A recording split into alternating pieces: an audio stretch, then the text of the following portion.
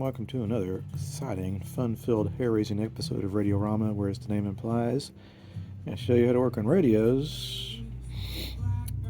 And today, because it's late in the day and my wife is knitting, we're just sitting here in our rocking chairs having a good old time. I figured, since she's knitting, I need something fiddly to do.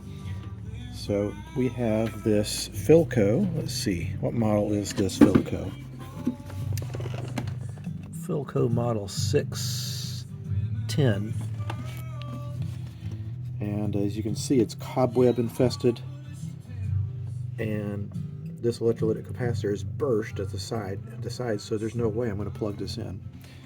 So I'm going to start in reverse of how I usually restore radios, which is I'm going to use my favorite product called Old English for oak and some paper towels, and we're going to go and clean up this old finish. And by the way, when you see, never mind, this is an older model. Some of these have a photo finish on them, but this is real veneer, so never mind. Hello everybody, and welcome to another exciting, fun-filled, expeditious episode of Radiorama, where I show you, as the name implies, how to work on radios, and sometimes television, sometimes stereo systems, and all that jazz.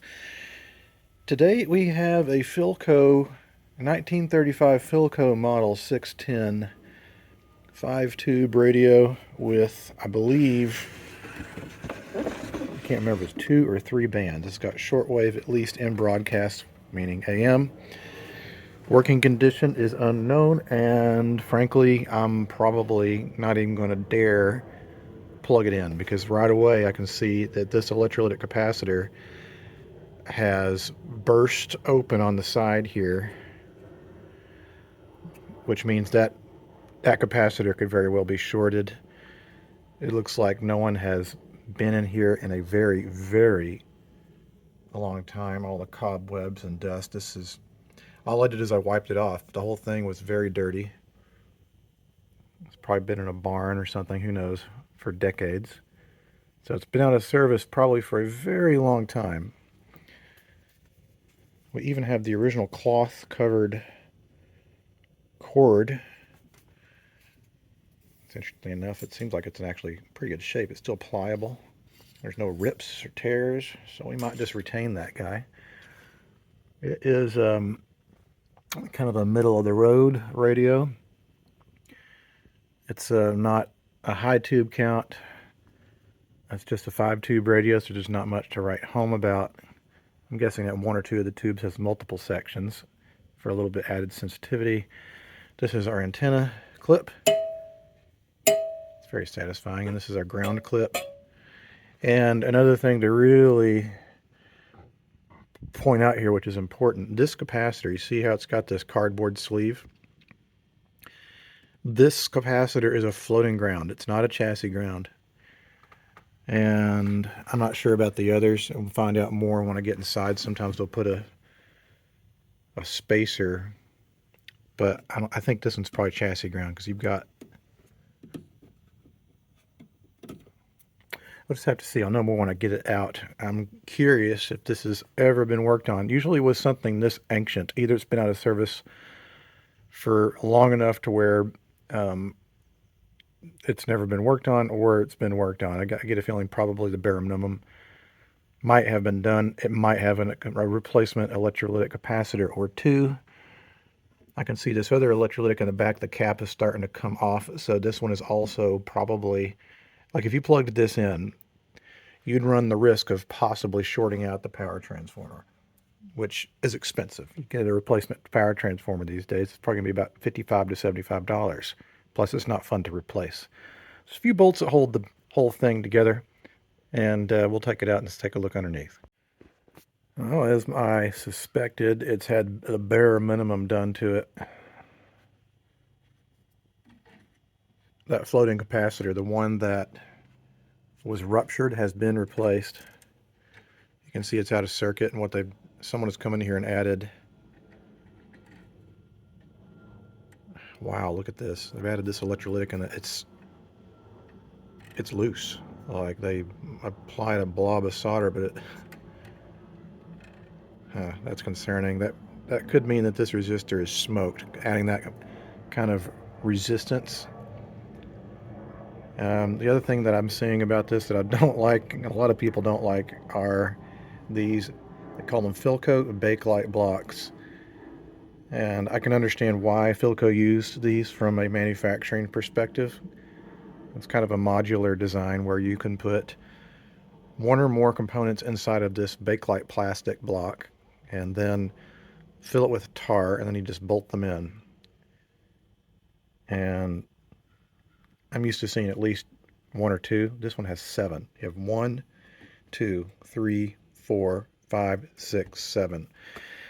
And the challenge with these is that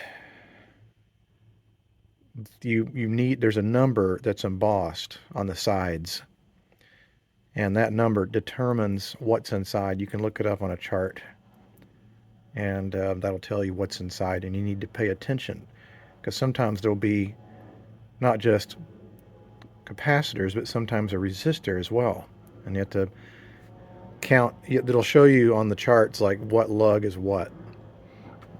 The only one I know for certain is that this one that has the power cable coming in, that is the across the line capacitor, and that's going to have 2.01 rated capacitors inside, and we're going to replace those with actual across the line capacitors, because what's in there now is not sufficient. So first things first, bare minimum I'm going to do is, first of all, get all these cobwebs out of here so I can see what I'm doing a little bit more. Of course, I'm going to make myself sneeze. I'm not sure why spiders think this is a great idea, because it's not like bugs are going to, I don't know, maybe they will crawl under the radio, but we need to replace the 3 electrolytic capacitors. And this guy, even though it's a replacement, is ancient by itself. It's probably from the 40s or 50s. And then we have 2 others. There's one here and one there. Something this ancient, I don't trust like electrolytic capacitors. You're getting something from the 50s and 60s, maybe you can test it. But these are so far gone, it's not even funny. All right, so I've done the bare minimum. I've replaced all 3 electrolytic capacitors. And again, it's key. This one right here is a floating ground, so it does not go to chassis. It eventually goes to chassis, but it goes to other components first. So it's on, and I'm going to fire it up on my Variac, which also has an amp setting. And if something's going to short out, I'll know, because the needle will start to peg. So it is on and it's drawing something, but not much. I'm going to put it at about 50% and let it sit there for just a minute. You've got something that hasn't been in service for many decades. You don't want to just absolutely slam the electrical power on yet. We do have filament because we have the pilot light going. And I don't see anything happening as far as smoke, which I probably wouldn't at 50% anyway. And it's still not drawing that much. That's good. Let's bring it up a little bit more. Okay, so nothing is shorting. That's good. That's what we want to see. So you can probably just go ahead, bring it up almost 110 volts.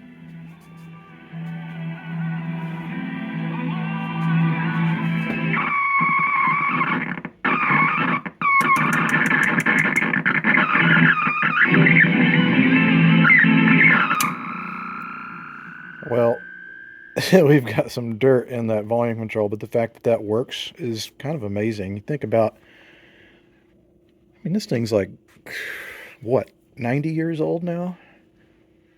And it took 3 components to get it to work. It's remarkable. I seriously doubt you're going to get a flat screen TV from today and 90 years from now be able to power it up within 10 minutes. We're going to start with replacing this Philco Bakelite block first. And word to the wise here is that sometimes the numbers are difficult to find. This is a 4989-DG. There's the number stamped on it. And I looked it up online, and I remember from past experiences that it's not listed, and the conclusion that I've seen on the forums is that this is 2.09 rated capacitors, which might as well be a tenth of a microfarad, which is, it's not rocket science. It doesn't have to be exact. And what we'll want to do is you'll have one capacitor leg here, one capacitor leg there, and then, excuse me, woo, the two leads then come together and go to chassis ground here. What we want to do is detach these leads to the old capacitors. You don't want to leave those in the circuit. And back in the good old days, what I used to do is just drill them out and call it a day. But I've had problems where the foil would actually then sometimes spark a little bit. So I'll drill these out to loosen them up, and then I'll take this off, unbolt it, and dig the old capacitors out of there, because you don't want to leave them in there. And then you want to test the set, because sometimes if you actually get the wrong values, the wrong connections, and the set doesn't work, you'll want to know for certain what you did to cause it to quit working. So we know the set works now. So if it doesn't work after we replace this, then we'll have to backtrack and see what I did wrong. All right, so I flipped it over, and this is what is inside. So these two capacitors here, and they're soaked in tar, and so I'm digging them out of there. I don't know why Philco, I mean, I know why Philco did it, but it's annoying coming in here and having to replace these guys. Whereas later on, I think the radio manufacturers determined that repairmen don't really like dealing with these things. So they, like all the other manufacturers, stopped doing crap like this. Well, you got to be careful with these guys. It's not the end of the world, but I cracked this one.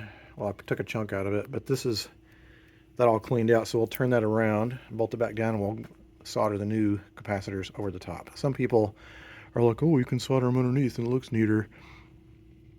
No one's going to be in this thing probably for another few decades, so I don't care. I'll probably be long gone by the time someone else comes in here, so whatever. Okay, you see? It's really that simple. We have these two capacitors and both sharing the ground going to this section and this section. Now we're going to fire it up and make sure it still works and move on to the next Bakelite block. All right, it still works.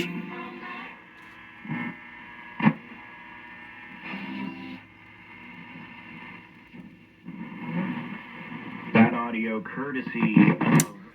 Anyway, don't want to keep it on too long. We've got ancient capacitors and stuff still in circuit, which could cause problems if they're left on and overheat and short. So next one is going to be this one, which is going to be real fun. There's like 10,000 things connected to it. Alrighty. So now we have two of those capacitors replaced. 5 more to go. Okay, the cross-the-line caps have been replaced, and it's important that you replace them with the right ones. These guys, if they get struck by a surge or lightning or whatever, they'll split open versus fusing together, which would cause like a pretty bad direct-to-chassis short, which would be an electrical hazard. So these are X2, Y2 across-the-line caps.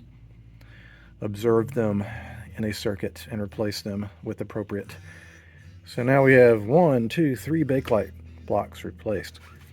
4 nice, juicy Bakelite blocks left. Okay, on to the next one. 4989-FU. FU. According to the Philco forum, it is a 2/10 of a microfarad caps. I don't understand Philco and their weird, bizarre values like 0.09. What difference is a tenth of a microfarad really going to make? Not much, if at all. So, same deal. Need to drill those out, pull it out, and dig all the tar out of there. Got to be very careful though. There's this very delicate resistor here, and I don't want to break that when I'm pulling it out. Fine. And welcome to day 2 of working on the Philco Model 610. And I have a confession to make, which is yesterday I was doing fine until I got to this Bakelite block, which is called a 4989-FU. I couldn't find an online reference for it, and I was too lazy to, for some reason, pull up the schematics. So I'm not making myself seem like a very good repairman, because yesterday I was not. I don't really have an excuse. I was kind of depressed because I had a week off of work for the holidays and I had to go back today. That's fine. It's first world problems. Long story short, as soon as I replaced this, the radio stopped working. And so I pulled up this schematic and looked up the parts list. There's even this nice diagram here. And it shows this as part number 23 on the list. And it's a 0.09, which is basically a close to a tenth of a microfarad, and a 0.01 microfarad. So first of all, I had the wrong values. And second of all, luckily one of the guys in the radio forum was able to show me a brochure of the parts, and this is how it's configured. So this end right here is that bolt. Are you following me? So we have a 0.01 rated microfarad cap that goes from the front legs to the back legs, and then a tenth of a microfarad that goes to the two legs up closest to the bolt. So if I check what I did here,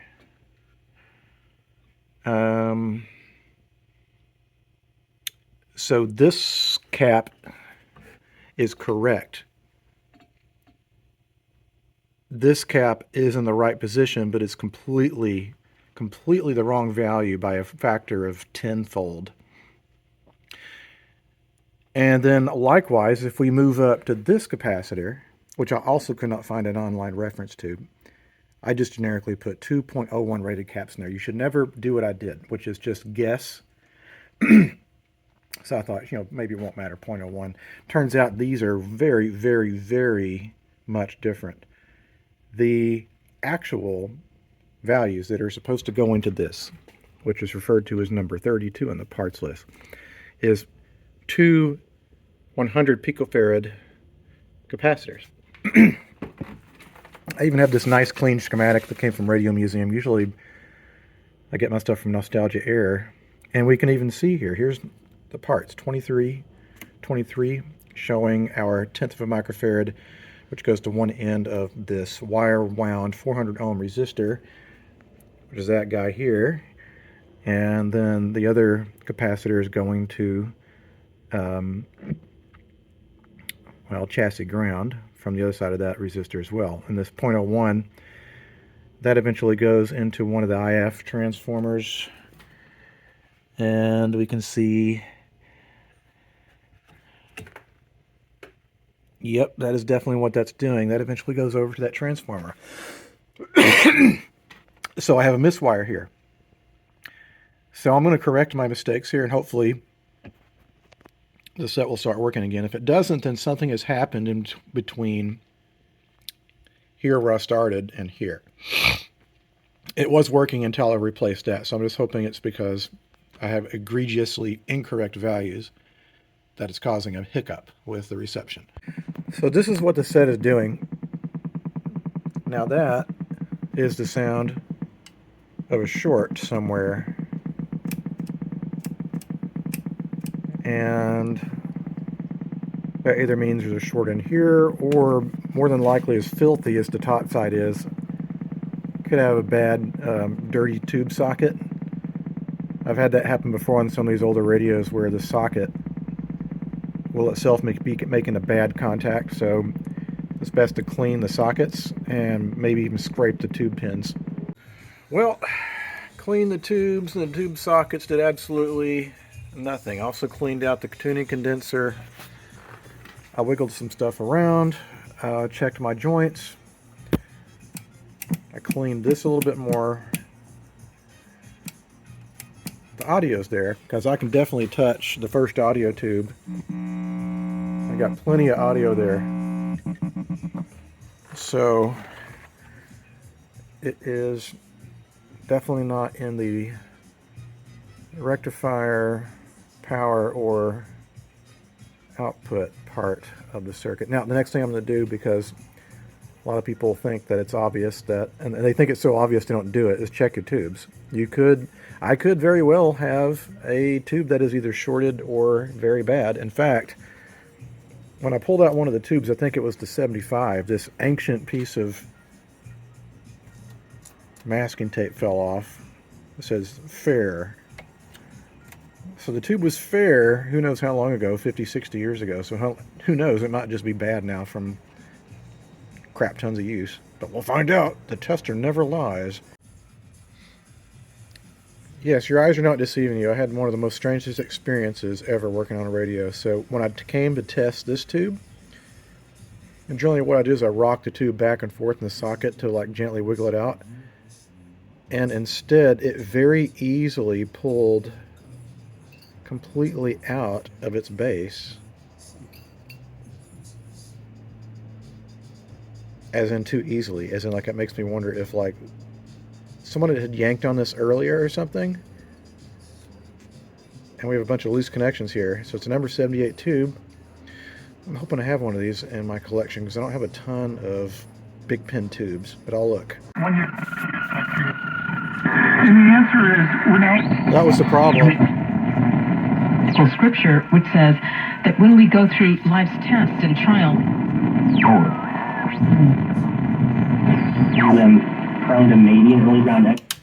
I've never had that happen in my life. I've worked on a lot of radios, but I've never had like a tube like pull out of its socket like that.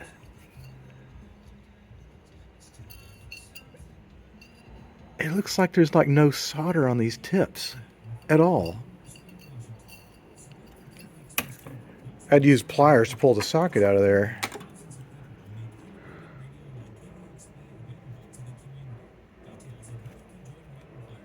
I think what happened is like just the very tips got soldered in, but it's a defective tube. Holy shit. Anyway, I feel a lot better about myself. I was like, what am I doing wrong here? I feel like an idiot. Now, I think there's some weirdness going on with the volume control. There's still a little like strangeness here. And I need to replace the rest of the capacitors, obviously. But it's certainly better than it was, where there was absolutely mute. I feel better. You know, like yesterday I went to bed thinking like I had a day of electronic failures, which is never a good feeling, which happens to me all too often. So maybe some of you guys that are into this weird hobby might get that. But so I'm going to happily turn it over, and since I have a good schematic, I can properly judge what the rest of Bakelite capacitors absolutely have to have inside of them. All right, so we got this working pretty good. Santa, getting rid of Christmas trees is hard to do. Not this year. Time to get rid of all your other old junk. Right. He's seeing the other side of it.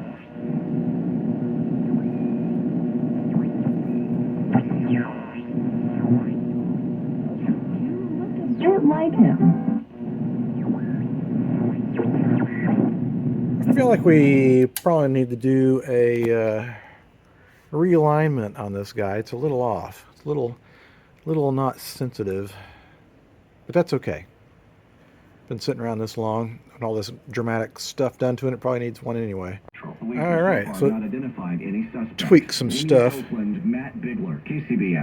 always, we're learning more about the impact of the pandemic around the world, and now we have more information about how it impacted food benefits for low-income adults. Correspondent Michael George has more. Food among low-income adults dropped during the pandemic thanks to an expansion of benefits. See what I'm doing? Like SNAP. Starts to go in the header. It starts making noise. The Israel Deaconess Harvard Medical School found food insecurity was more than 20% in 2019 and fell to 15% in 2021. The findings are published in the Annals of Internal Medicine. We are going to check out the KCBS Sports Line in 1 minute. Hey guys, did you know that men over age 50 have erectile dysfunction on some level? Whether you have mild, moderate, oh or boy. severe ED, All right. West Coast Men's Health can help. Instead, we treat the root cause of the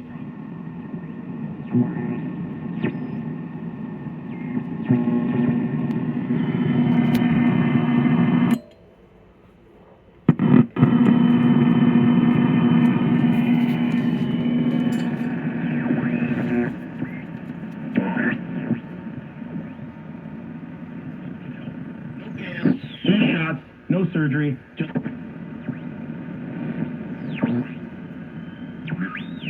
or just flat out evil. Wolves in sheep's clothing, sheep. I know that because we have finite time on this earth. I've got finite time with my show. Actually happened was the equivalent of me telling you, Doug.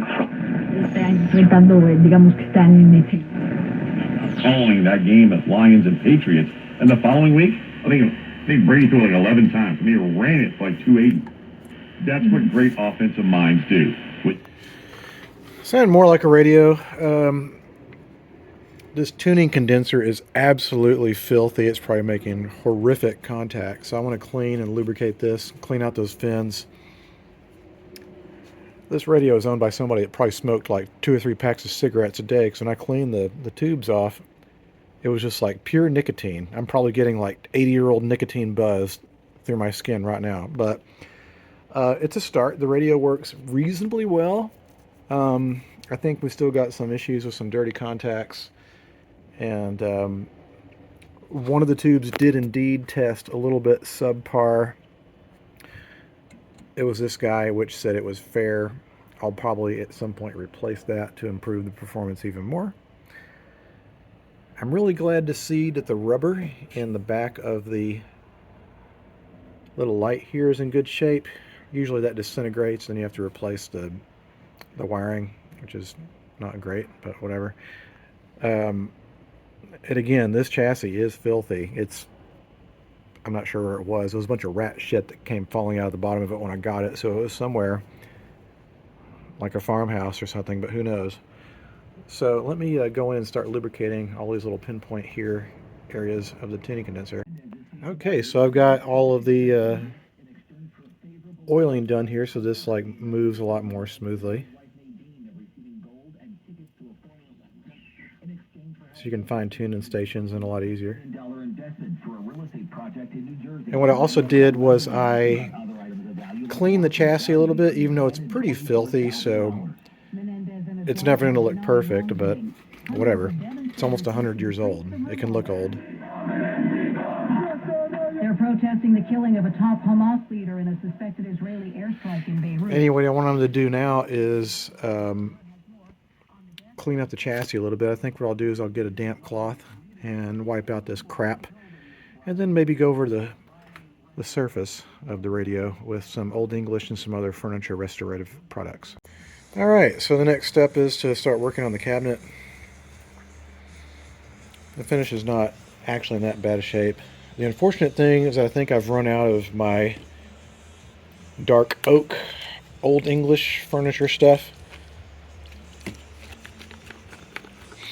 Sorry, I need to take the cap off. Anyway, yep, that is the light stuff. And I really need the dark stuff because I need to cover up some of these scratches. But you can see what this does. This kind of goes in and like removes a lot of blemishes. And this is purely topical. I think tomorrow what I'm going to do is go to the grocery store and get the dark oak Old English, because that'll fill in some of these scratches, because it puts like stain and colorant into the areas.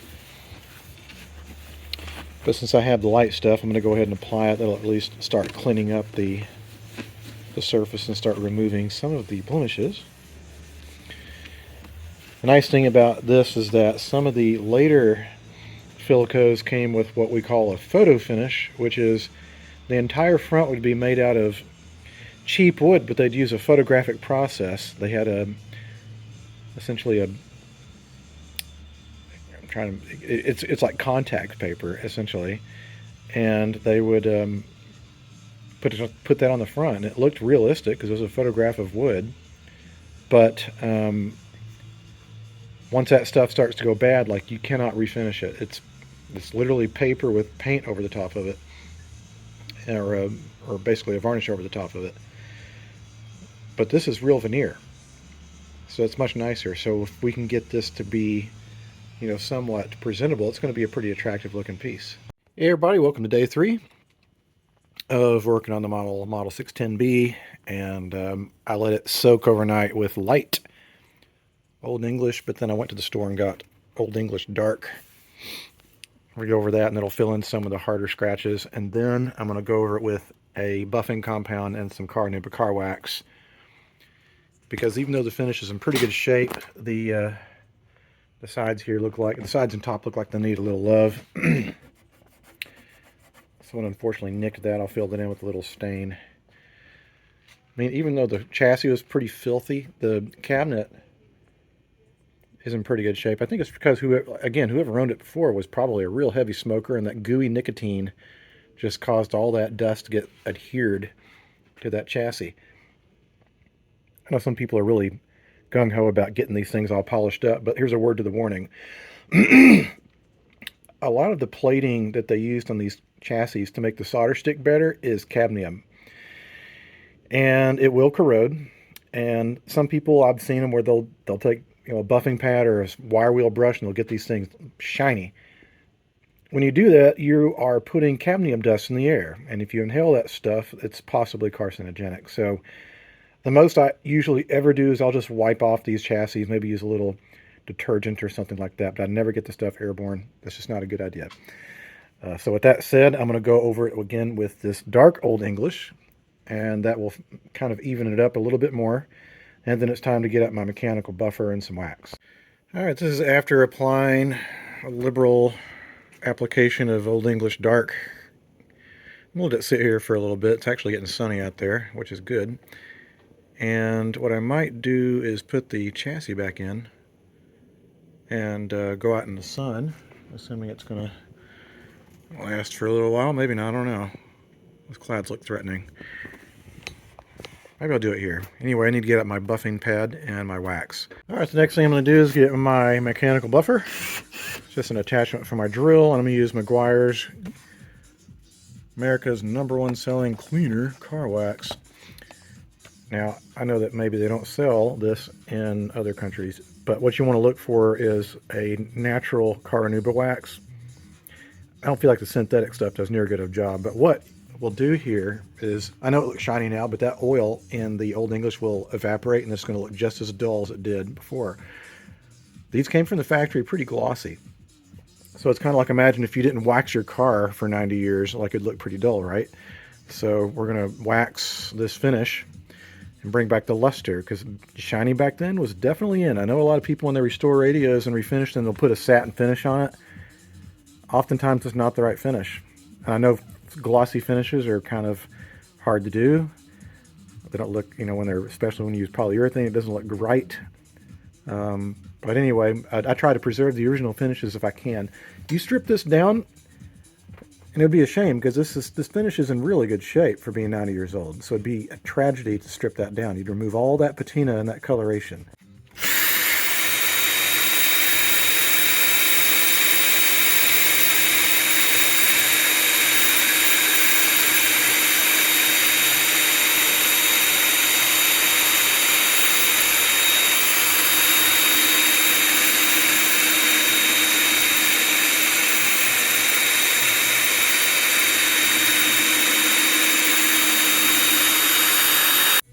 Alright, well, this is after probably about 40 minutes of working on the front here.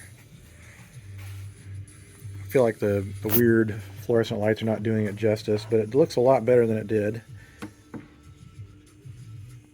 This is closer to how it would have looked like from the factory. I could not believe how much nicotine stains there were on this. I think that's the reason the finishes held up as well. Like when I was using a rag, that was coming off, like just dark brown stains. So I've done the front, which is what everyone's going to see. Now it's time to move on to the top and the sides. All right, welcome to day, I can't remember, I think it's day 3 or 4.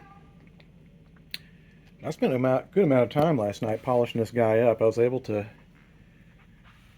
I really think the nicotine preserved that finish, and that says a lot about what that crap does to your lungs. So if you guys are smoking, if you smoke cigarettes, you might want to consider quitting, because if it, I don't know, preserves 90-year-old finish, it's probably saturating your lungs with that stuff, but probably you guys know that anyway. The last thing I'm going to do before I put this back together again is I'm going to run an audio in to this, but the volume control on this does not work the same as a modern radio, modern meaning like late 30s, early 40s.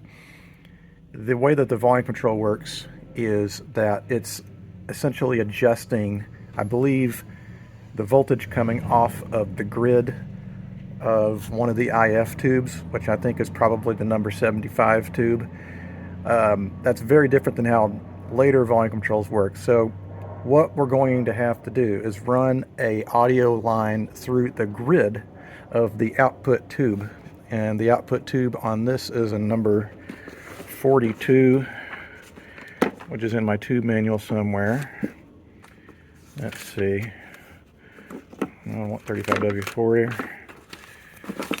Crap, there's too much shit on my thing here. All right, number 42, power pentode. And the way that you don't have a keyway on a big pin tube. Instead, what you do is you count from the first big pin onward. So here we go. Here's the two big pins. So 1, 2, 3. That's grid 2.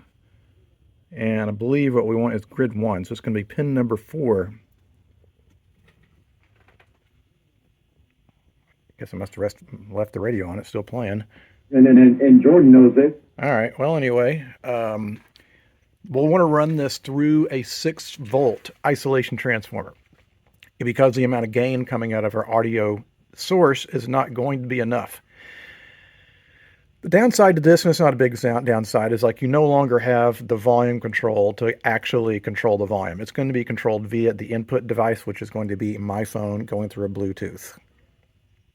And I'll demonstrate that after I get it installed.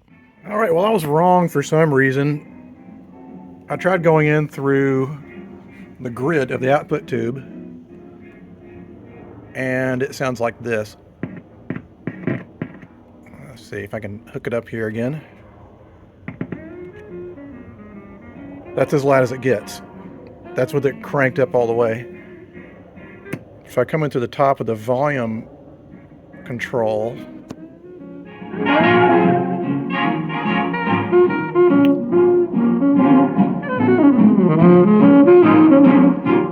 Not bad for being 90 years old. Anyway, that's what I'm going to do. This actually, I'm going to try it without the transformer. I think the transformer is actually helping boost the audio. So I'll try it with and without, but I get a feeling we're going to want to install that transformer. Nope, it's not enough audio boost. And we lose control of the volume. So we need that extra boost. So isolation transformer it is. Alright, so I got my isolation transformer wired up, going to the top of the volume pot, and the other side goes to chassis ground, and then we have a right and left channels running together through a set of resistors so we can combine them into mono. And we can just use the set's original volume control.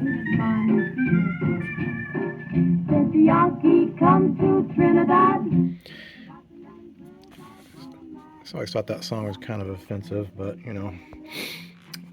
Anyway, that pretty much does it electronically, so I'm going to put it back in the cabinet. Maybe do some work on the knobs. Actually, I forgot that I put the knobs in a little bit of solution of warm water and ammonia, so I got all the crap off of there. Someone smoked like a chimney. Look at all that nicotine in there. It's crazy. So, I guess it's not really funny, but I hate to see that person's lungs. But I put a little glue here to make sure that's not going to come out of there before I button this thing up, before I put it back in the cabinet.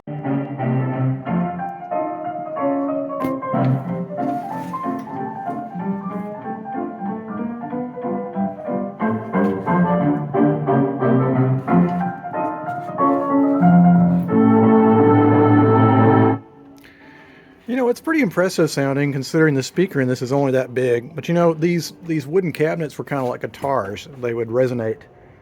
So it's a pretty big wooden cabinet, so I'm not surprised it sounds pretty decent. But this was definitely a challenging radio.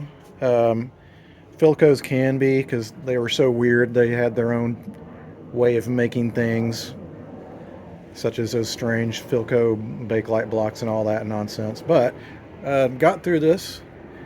One thing I did forget to do, I need to touch that up with a little bit of stain, but I'll do that after I quit filming. But I'm pretty happy with how this turned out. Is it perfect? No, but for being 90 years old, the original finish on it, I'll take it. It'll make someone happy. Alright guys, thanks so much for watching. Until the next time something comes across my workbench, I'll see you guys next time. Bye-bye.